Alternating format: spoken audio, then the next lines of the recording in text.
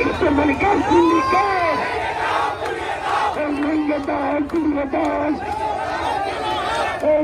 মালিকের সিন্ডিকেট ভাড়া 4 টাকা।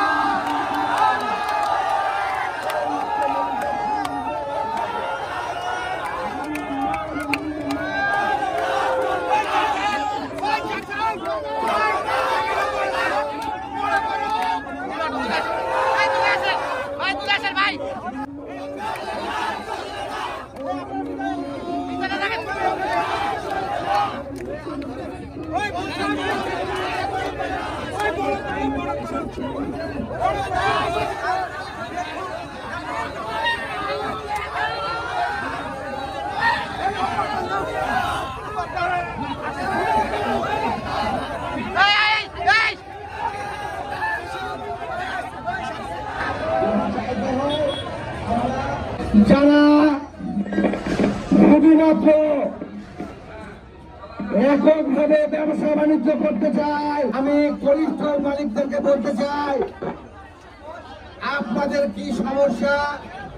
আপনাদের সমিতি আছে, প্রশাসন আছে, তাদের মাধ্যমে যদি আপনারা প্রান্তিক কৃষকের সঙ্গে বসে একটা দাম ঠিক করতেন, তাহলে আপনারাও ন্যায্য মূল্য পেতেন।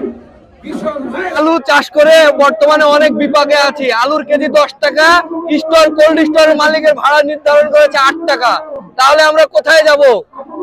আমাদের চারিদিক দিয়ে লস হচ্ছে, আলু আবাদ করে লস হচ্ছে, সংরক্ষণ করে লস হচ্ছে, কৃষকের লস হচ্ছে, ব্যবসায়ীদের লস হচ্ছে, সবারই লস হচ্ছে।